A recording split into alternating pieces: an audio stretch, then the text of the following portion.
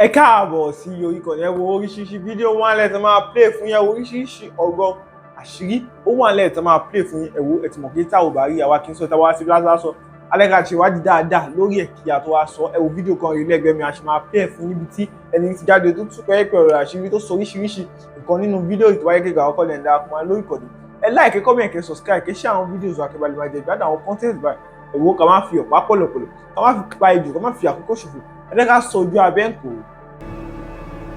Àwọn tó ń ralé £1 million.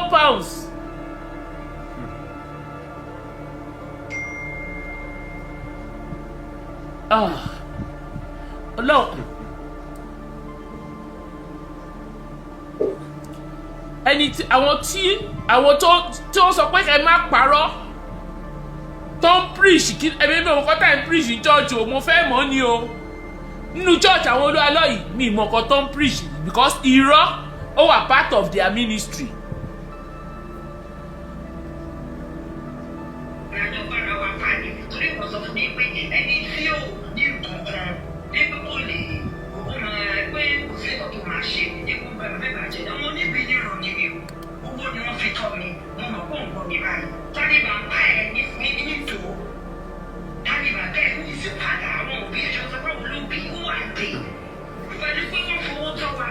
Who beats me? Wọ́n ju bọ́ǹbù wọ́n ní ta ni bàbá ẹ̀. Hey! Who slapped me? Ó dún gbàgàm ta ló gbá mi yẹn? Àwọn bọ́ǹbù eléyìí le jù.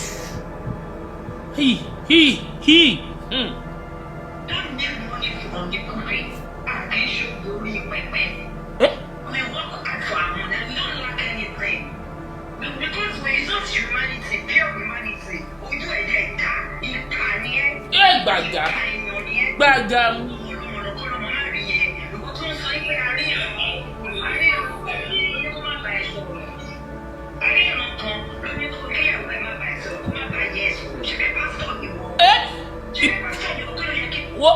Ẹgbẹ́ ibi báyìí wọ́n ní Olualo sọ pé aríran kan àwọn tó ríran àwọn yẹn tún ríran jù lọ ṣe gẹ́ẹ̀tì bí báyìí wọ́n ní aríran kan ló jíṣẹ́ fún ìyàwó Olualo pé kó má bá Olualo sọ̀rọ̀ kó má bá ìyàwó ẹ̀ sọ̀rọ̀ Olualo you don cast. Olualo don cast finally. Wọ́n ní aríran kan ẹjọ́ kí Olualo rí o kí ni àwọn jẹ́ ẹ̀yin tẹ̀ partner. If ọkọ ti confirm the husband is sick ọkọ ti confirm pé ìyàwó òun seek asylum ní France ẹ gbọ́ ni wọ́n ní aríran kan ló sọ fún ìyàwó Olualo pé kó má bá ọkọ sọ̀rọ̀ kó má bá ìyá ẹ̀ sọ̀rọ̀ ẹ jọ̀ọ́ irú Ọlọ́run wo Olualo ń pè irú ìran wo Olualo ń rí ẹ jọ̀ọ́ Olualo ò ṣe wòlíì ni yẹbẹ ẹ̀yin glorious partner kí ló ń rí sí yín bí tẹ̀tí wo ṣẹ́ ẹ̀yin tẹ̀ wà ní glorious partner Olualo don cast. Mo ń béèrè aríran kan ríran fún ìyàwó general overseer. Adúró France ni kì í ṣe adúró France lọ́kọ́ ti confirm no be say dem say no be say dem say wọ́n ní aríran kan lórí ìran fún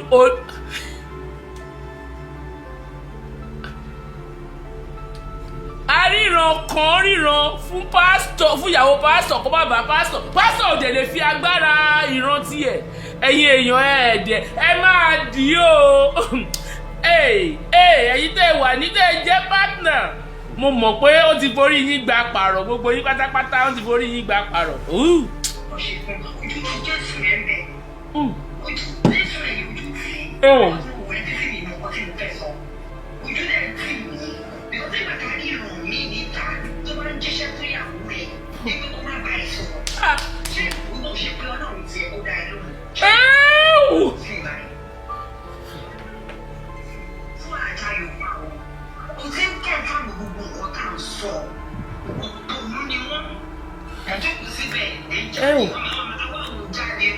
ó ti cast.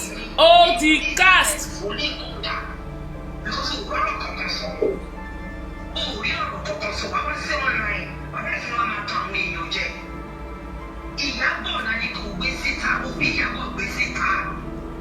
Pẹ̀lú gbogbo ṣe halẹ̀ ìgbà tó ṣe ṣe jẹ́ lẹ́gbò wọn rí. Àwọn agan báyìí ní lẹ́gbò àti ìjẹ́ oríṣiríṣi báyìí. Ẹ̀jẹ̀ máa jẹ́ ẹ̀yìn. Because kò sí ẹ̀kọ́ bí ẹ̀rẹ́ compulsive liar. Because there were some things you didn't need to lie. Straight bullet. Ẹ má jẹ́ ń sọ. Kí ló ń gbà ló ṣe ń sọ Yorùbá? Ó dùn gbàgàm. Aríran kan ó sọ Olualo lè la ẹnu ẹ̀ pé aríran kan ó jíṣẹ́ fún ìyàwó òun ó má bóun sọ̀rọ̀ lódì woro sí woro. Ogun kankan ò lé ìyàwó alọ́kùrò Nàìjíríà. Olualo is a liar, bàbá ńlá onírọ́, pathological liar. Olualo àwọn afọ́jú ẹ̀mí aríran mi wá ríran sí ìyàwó. Àwọn èèyàn gbogbo ẹ̀yin tẹ́ jókòó sí church yẹn ayé yín ti ta pàùpàù, ó ta pàùpàù.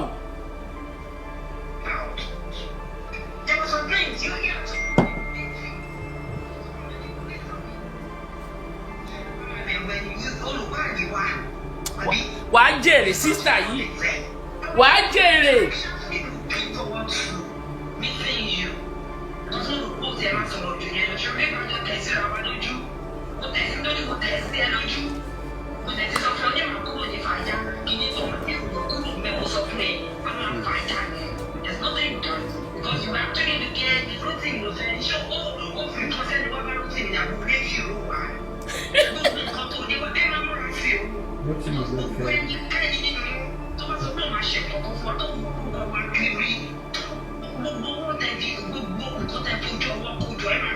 Àmín lórúkọ Jésù.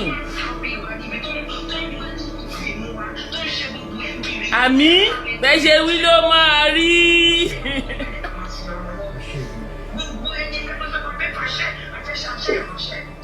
Àmín o.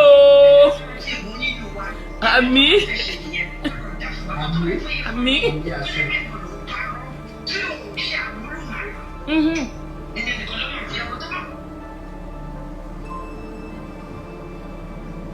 Kí ló ṣẹlẹ̀? Àmín. Àmín. Àmín. Àmín.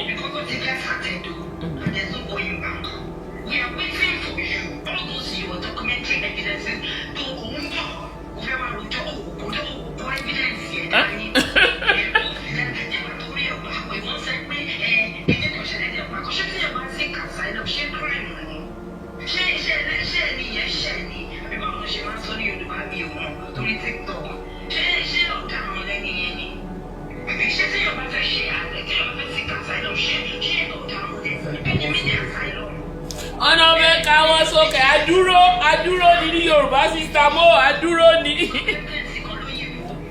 àbúrò adúró ní òyò adúró ní. Adúró dé adúró gidi gan fún ẹ tó ti bá adúró bí adúró bí kò tètè mọ̀ pé a ṣe wà iye tó bá wù ẹ́ ní kò máa ná nínú fẹ́ ní bọ̀dì because orí yóò dọ́là wa. We are standing for the truth and there is nothing you can do kó ní ṣó because ojú wà ní tí fún mi irú ẹ̀ ni kò yẹ kó máa pè yín ní ìránṣẹ́ Ọlọ́run Jésù kò fọwọ́ bójú fún ẹ kó wọ̀nyí rí. Olualo o.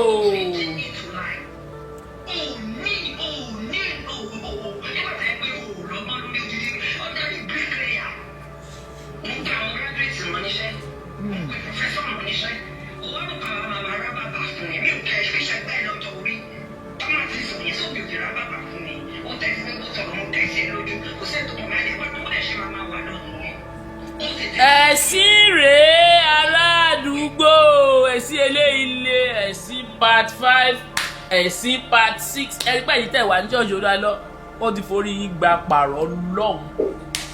Gbogbo ẹ̀yin tẹ̀ wá ń bẹ̀ yẹn wọ́n ti fi orí yín gba pààrọ̀.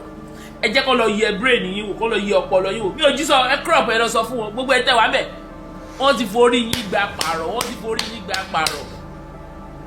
Bí sẹ́ẹ̀dẹ̀ bá fẹ́ gbé Iyabo lọ béèrè lọ́wọ́ ẹ̀ gbogbo ṣe yé wa dúró Iyabo ló bèrè lọ́wọ́ ẹ̀ kò sí nǹkan kan ló ṣe gbogbo nǹkan tó bẹ̀rẹ̀ sọ lórí péjì alẹ́ jẹ́ green ni. bẹ́ẹ̀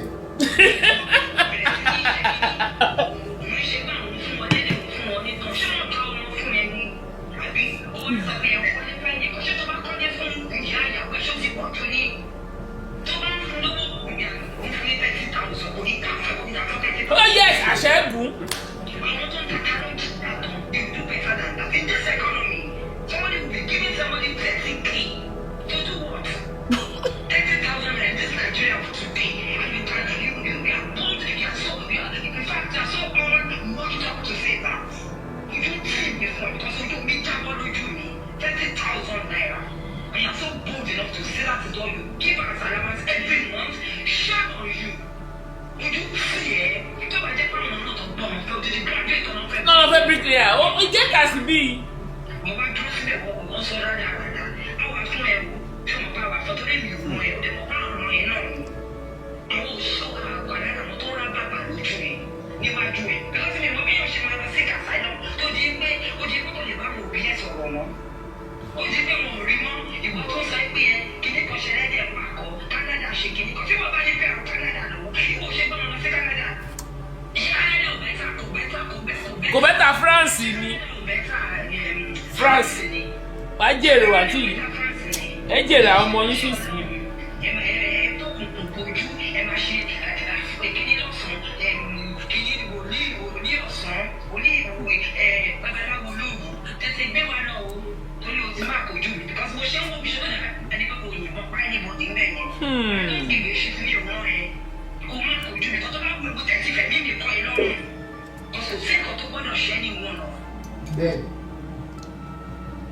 bẹ́ẹ̀ ẹ̀jọ̀ ṣe ń pa wa ta. Ẹ bá mi power tap. France is not better than Canada. What do you mean by France is better? France is not better than Canada.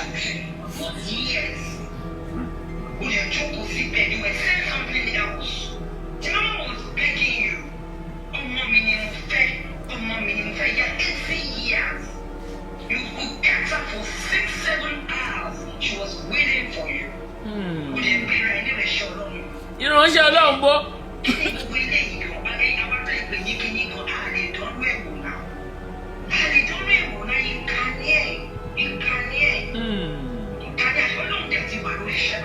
Because it's God that is working. And there's absolutely nothing you can do. You can't stop God. You cannot. You cannot stop God. Go ahead and do whatever you want to do. Tó bá fẹ́ ṣe lọ́wọ́ lọ ṣe. Ọba àgbéyàwó jáde. Fọ́kọ́ ní ṣó. Iyabo will come out. Ló bá tán. That's Ló bá tán. why we are asking you to Ló do bá not tán. for too much. Because you know the fall. Ẹyin jẹ́ Olódùmarè òtítọ́ ni o language barrier another wahala. Ìsọkúsọ ló ń sọ. Wọ́n sọ pé kí ni ọ̀tá kí ló ká? Ọmọ ní sẹ́ksì gan owó ká. Wọ́n máa sọ̀rọ̀ tí wàá jáyé Nàìjíríà tó bàjẹ́. Ayé Nàìjíríà ló bàjẹ́. Tí wàá jáyé Nàìjíríà tó bàjẹ́ irú ìwọ tẹ tán lọ́dà tẹ ló di ní sí ilé bọ̀. Wàá jókòó síbẹ̀ oní báńkì àkáǹtì oní yúwọ́ àkáǹtì oní gbogbo ẹ̀kọ́ sórí Facebook ẹ̀ máa gbọ́ rẹ̀ wò ní ìgbà gbogbo ẹ̀. Wọ́n máa ṣòṣì kiri bí ẹran ṣẹ́wó. Àwọn tó tún ṣe ẹ̀ tó máa bú òòlè kọ́ òòlè ká. Ló bá tán. My name is òòlè kọ́. My name is Prophet Olualo. Wọ́n sọ pé ẹnìkan ò mẹ́ni ọ̀tá ló bí ẹ. Jésù. Níbi ní ìrọ̀ ni wà. Àwọn ẹ̀rọ doing it for money. Àwọn tó bẹ̀rẹ̀ pé wọ́n sọ pé àwa lọ fún màmá yẹn lówó láti jẹ́ kó máa bẹ̀rẹ̀. Tó bá jẹ́ pé lóòótọ́ ni Ọlọ́run máa dá. Ọlọ́run máa dá. Ọlọ́run máa dá. Ọlọ́run máa dá. Ó ṣe bí ìyá jẹ àwọn fámìlì yẹn nítorí pé òun fi ọlá bá wọn lójú. Bẹ́ẹ̀ni o. Ọlọ́run máa dìde fún wọn. God has stood up already. God is working. When there's nothing you can't stop it. This is a moving train. It's a moving train. Tó bá bọ́ sójú bẹ̀ ni, ó máa lù ẹ́ mọ́lẹ̀ ni. Ó máa lù ẹ́ mọ́lẹ̀ ni. Because omi jábọ́ lójú mi. O kì í ṣẹ̀yàn. Irú wọ̀ yìí. Ẹni ìgbà tó dé, ẹnìkan ní ìyẹn ká ní kò wọlé lọ. Ṣé àwọn àgbèrè lọ́wọ́ ẹ̀ yẹn náà ní òkú? Ṣé àwọn àgbèrè kò wá sọ́ndé? Who are you? Yàrá yóò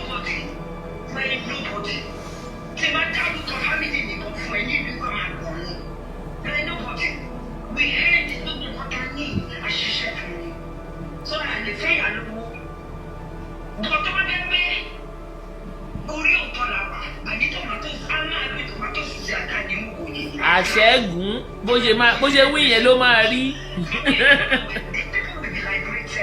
Bẹ́ẹ̀ ni o àwọn èèyàn wà ní ìgbèkùn nínú adánimógo. Eo wọ́n ní ẹ lọ wá ṣẹ́ṣe.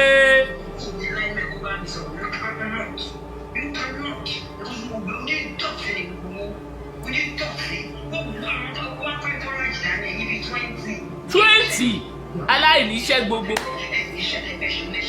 Bẹ́ẹ̀ ni.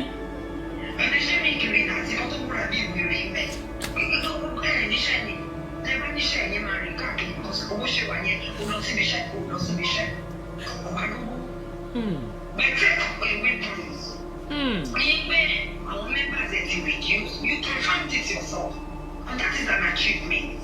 And an achievement for us, and we'll continue to do that until everybody is free, until everybody is liberated, like everybody is free from that bondage. Oh, you're free one year, and you remember, and you remember. And you can't even respect. Wọ́n ní olè orí pẹpẹ.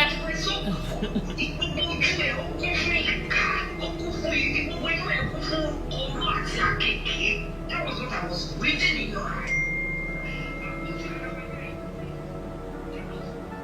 What I was reading in your eyes. And then, there's nothing you can do. I think I don't want to see by you know where to do that one. I think I don't want to feel where or where to do that one. Every time you show, you continue to hold the shape of the figure. There's nothing I'm not backing down. Until you produce the album. One day, Iyabo jáde. Ṣèbí àwọn tó ń sun rẹ́kọ̀dù fún yà bí òkú wà ní FYP kó máa rí kó máa sun rẹ́kọ̀dù. Tó ti bá bùkún sí iṣẹ́ yín nìyẹn. Ó fún wa passport lórí íńtánẹ́ẹ̀tì wa náà fún ẹni tí ì padà. O Nigerian citizens ní gbogbo wa. You are not more, you don't, your rights is not more than my own. These are equal rights. But what you are doing is you supposed to be behind bar. Well, one day we stood everybody up. For 6 hours.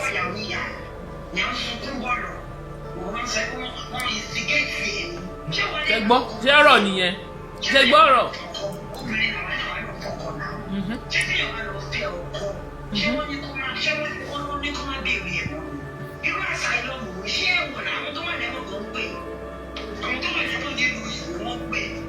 Àwọn tó máa tẹ́kọ́ tó máa ń ṣàlàyé ọmọ ní kọ́ ló máa gbé ilé àwọn èèyàn wọn bẹ̀rẹ̀ particularly in the UK. You ask to show èèyàn sílẹ̀ tó bá fẹ́ dúró sí kàmpù you go and stay there. In Canada àwọn èèyàn ṣiṣẹ́ náà àwọn tó wà láti àìlọ́run. Ẹ̀kọ́ ń ṣiṣẹ́ tó báwo ni tiẹ̀ ṣe wá yàtọ̀? Báwo ni tiẹ̀ ṣe yàtọ̀? Báwo ló ṣe yàtọ̀ àwọn olórí burúkú kan náà máa kóra wọn jọ? Wọ́n máa gbètì lẹ́yìn wọ́n fẹ́ búrò ẹ̀dá wíwá yìí. Ẹni tí ò sí níbi kankan tó ń pùlù dáhùn.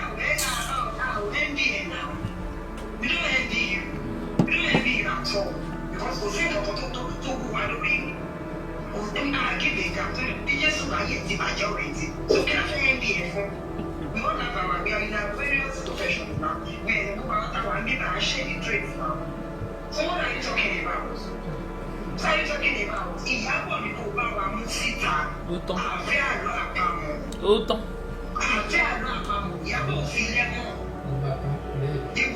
I told you that you were the last person Iyabo and the kids were saying this.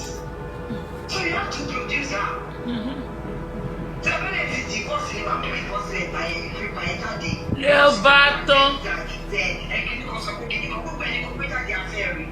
Because ó ti dọ̀rọ̀ Nàìjíríà, ó ti dọ̀rọ̀ ìjọba ń fẹ́. Pàgà. Sọ kò ṣe kankan. Àkọ́ńbẹ̀rẹ̀ ọ̀rọ̀ lọ́wọ́ because family wa bá wa aṣọ àyọjú rọ̀. And we did the right thing. Àṣọ kò ṣe anything. So ti bọ́ sọ̀rọ̀ ìwé tó kún dání yẹn. Obama mú dání wá ti kọ́ àwọn evidence tiẹ̀ náà dání. Of documentary, those pieces of evidence that you can do documentary evidence. You have brought them with you. Òkàn ni wọ́n máa sọ̀rọ̀ fún wa, kó máa sọ nǹkan, kó parọ́ pé bàbá kan sọ pé wọ́n ti rí Iyabo. And ẹ mú fídíò bíi tí bàbá sọ pé wọ́n ti mú Iyabo jáde. Ẹ rí mú síta, kò sí ẹ̀dẹ̀ rí mú síta ń bẹ̀. Àwọn ará inú ẹ̀ wo, wọ́n ti jọwọ́ ṣòkòtò kan náà, wọ́n ti jọwọ́ bùbá kan náà. Ẹ káàbọ̀ ṣé ẹ ti gbọ́ Olualo Ekale, Sister Adeola, Ekale. Good evening, everybody. Let's go to the main. Let's go to the main koko now. Ekale, Ekabo, Ekason, Ekaro. Ní gbogbo ibi tí ti ń gbọ́ mi. Olualo, come here. Yetunde Elebu Ibon. Gbogbo ẹni tó gbọ́ mi ẹ bá mi pé Yetunde súnmọ́ bí ẹja sọ̀rọ̀ Yetunde Elebu Ibon. Ẹ mọ̀ Yetunde tí mò ń sọ. Ẹ mọ̀ bàbá Yẹmí Elebu Ibon. Àràbà. Babaláwo yẹn ni mò ń sọ o. Bàbá babaláwo yẹn ni mò ń sọ ọ̀rọ̀ ẹ̀ ọmọ ẹ̀ ni mò ń sọ o. Bàbá babaláwo ní Òṣogbo. Ta ni ò mọ̀ ká tó go forward? Ta ni ò mọ̀ bàbá Yẹmí Elebu Ibon? Ẹjọ́ kẹ́ tó tẹ̀síwájú ta ni ò mọ̀ mo fẹ́ mọ̀. Ẹjọ́ ta ló ẹ bá mi power tap ìpele tá a dé yìí ẹ gbádùn ẹ̀. Bàbá yẹn ò kì í Yetunde Elebu Ibon ò ṣe actor àbí actor ni bàbá Elebu Ibon ni babaláwo original ni bàbá o. Ẹjọ́ ṣé actor Vicky Joy ó ní an actor mà bàbá yẹn ò kì í ṣe actor o.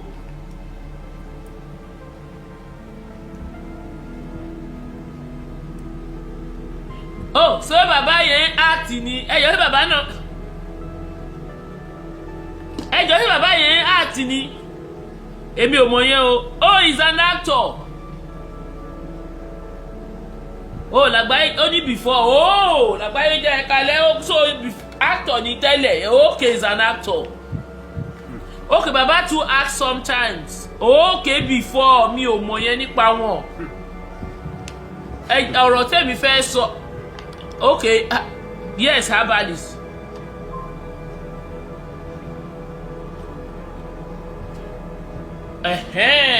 Ekale.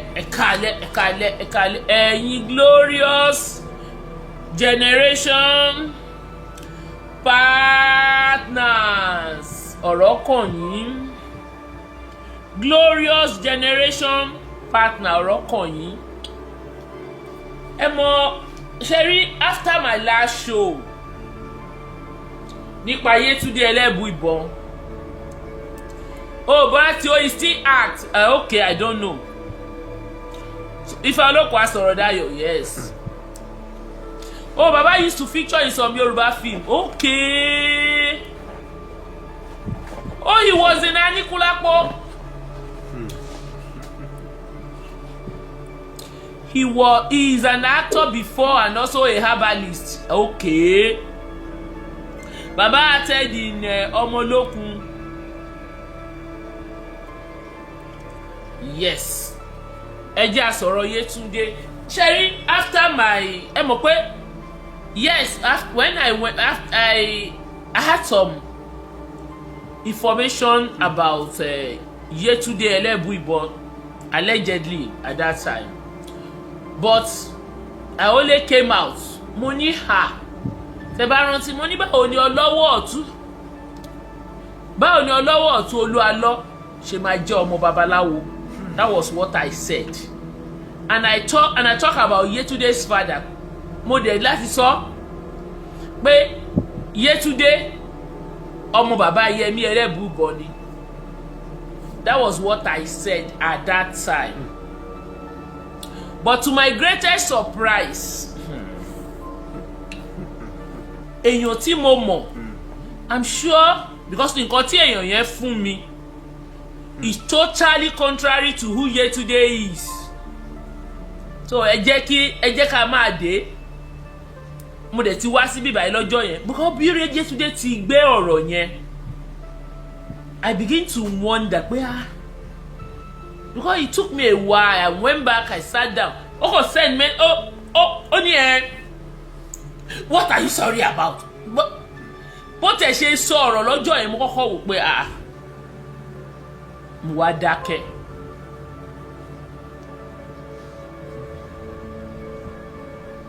wá dákẹ́. Mi wá sọ anything. To my greatest surprise, Mushaimo, the remaining one, I came here, I play what I said, and the only thing that made me, because mi tẹ̀ ti already sọ pé kó má bínú, mo ti jáwọ́ mi ní ọ̀rọ̀ ẹ̀, mo go deeper. But he now sent a message. Wọ́n send message sí mi pé wọ́n ti photo bàbá òun sí o, wọ́n ti put my daddy in this saga. I can't take it. I am going to take a legal action. Legal action yẹn ló bí èmi ni pé ta ni girl yìí ń ta ló ń halẹ̀ mọ́. Legal action òfòwò ló fẹ́ take. And that was why I came here. I said nǹkan tí mo sọ mo kò jẹ mo sorry mi mo dá padà mo withdraw ẹ sorry òfòwò. And I said I didn't defame her. If the information is true, it's not defamatory. You can imagine èèyàn tó jẹ́ ìwọ tó gbé rẹ̀ tó jẹ́ tó tẹ́ bá rí Yetunde yìí oh Yetunde ó register Olualo ní 18th of June 2020. Ẹjọ́ 2026 yẹn ọdún mélòó ni? 2026 ọdún mélòó ni? Ẹ mọ̀ díẹ̀ tí mo sọ pé obìnrin lọ̀tá obìnrin. Ṣé rí Olúwatóyìn Àkàndé Yetunde ṣẹ̀ṣẹ̀ àdì ẹ̀ ní Olúwatóyìn Àkàndé ó ṣẹ̀ṣẹ̀ àdì ẹ̀ ní 2022. Ó fi ń ṣe chairman ní 17th of June 2022. Olúwatóyìn Ọlájùmọ̀kẹ́ Bánkọ́lé wọ́n àdìyẹ ní October 2024. Wọ́n láwọn ṣe charity UK. Ẹ̀yin ọmọ Nàìjíríà ẹ súnmọ́ bí ẹ wá gbọ́ nǹkan tó ń ṣẹlẹ̀ nínú partner òfò tó náà ń ṣe o. Nínú glorious only glorious generation partner Yetunde Yetunde practically run this ministry in the UK. Èmi àti yín mọ̀ pé Olualo ò sí ní UK. Yetunde tó wá ń sọ̀rọ̀ yìí tó ní wọ́n má dárúkọ òun ìwọ kọ́ ló ń run ní ministry ministry ní UK ni. Báwo ló ṣe fẹ́ porí kinní kan tán ní pé ta ló ń run ministry in the UK? Owó grant tẹ́ ń gbà ta ló manage? Yetunde ni financial director Yetunde ni accountant, Yetunde ni everything. Yetunde ẹlẹ́dùnbọ̀ sorry the same Yetunde yìí ẹni tó ní ó má dárúkọ òun yìí Yetunde ọ̀rọ̀ ẹ̀ pọ̀ lẹ́gàn o. Grace of Mercy Prayer Mountain Yetunde practically ló ń ṣe gbogbo ẹ̀. Ṣé rí eléyìí tó fọ́nì jù nínú ẹ̀yin tẹ́ bá ń gbọ́ mi pátápátá ẹni tó ní ó wá quote lọ́ọ̀ranù kan fún mi ó ní UK that GDPR data protection you know you have to seek money their information tó bá wà public domain wọn violate ẹ̀ tí ò bá mọ̀ nǹkan tó ń ṣe. Information tó bá wà ní public domain kò sí nǹkan tó ń jẹ́ violation bẹ́ẹ̀. Èmi fún ara wọ́n dé o ẹ̀yin TikTok hold on o mo ní láti ṣe kinní yìí o every time o ó dìgbà tí a bá rí ṣe dáadáa o. Information tó bá wà níta ṣé information ṣé is it a secret? Is it a secret pé o jẹ́ Europe wọ́n ló ń coordinate gbogbo Olualo ministry ní Europe àti UK?